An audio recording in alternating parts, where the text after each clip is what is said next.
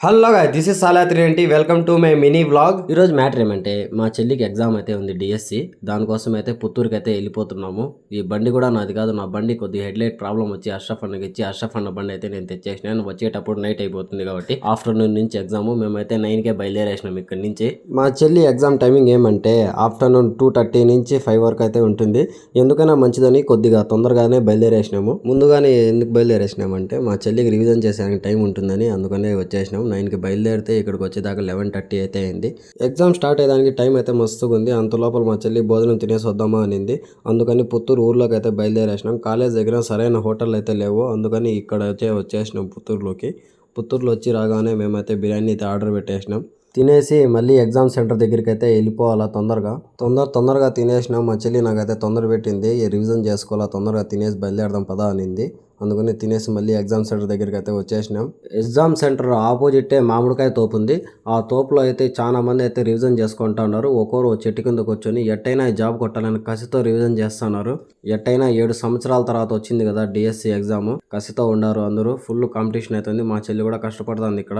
అంతలోనే 1:30 అయితే టైం అయిపోయింది. అంతలోనే హాల్ టికెట్ అంతా చెక్ చేసి మా చెల్లికి అయితే లోపలైతే అలో చేసినారు. మా చెల్లికి అయితే ఆల్ ద బెస్ట్ అయితే చెప్పేసిన. ఇప్పుడు మేము ఖాళీనే కాబట్టి ఏం చేయాలో దిక్కు తెలియలా. కాసేపు కాలేజ్ వాచ్మ్యాన్ అన్నకు అడిగిన, ఈ ఊర్లో ఏమైనా ప్రశాంతంగా గడిపే ప్లేస్ ఏమైనా ఉందేమన్నా అంటే, అన్న అయితే నగరవనం అని ఉంది అని చెప్పినాడు. చిత్తూరుకి వెళ్ళే రూట్లో కాలేజ్ నుంచి 2 కిలోమీటర్లు అన్నాడు. అక్కడికైతే బయలుదేరేస్తా ఉన్నా నేనైతే ఇప్పుడు నగరవనం దగ్గరికి అయితే వచ్చేసిన. బండి పక్కనే పార్క్ చేసి నగరవనం లోపలికి వెళ్ళిపోతాను అనమాట. ఇప్పుడు నేను ఇక్కడ వచ్చి రాగానే టికెట్ అయితే తీసుకోవాలి కంపల్సరీ. 20 రూపాయలు మాత్రమే టికెట్.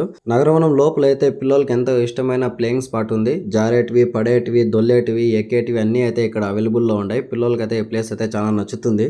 నగరంలో ఇంకొద్ది ముందుకు లోపలికి వస్తే ఇక్కడైతే చెట్లు ఉంటాయి. ఎర్రచందనం చెట్లు, కానిక్ చెట్లు, టేక్ చెట్లు, రకరకాల చెట్లు అయితే పెంచేస్తున్నారు ఇక్కడ ఫారెస్ట్ వాళ్ళు. చూశాను, చాలా బాగుంది గ్రీన్గా.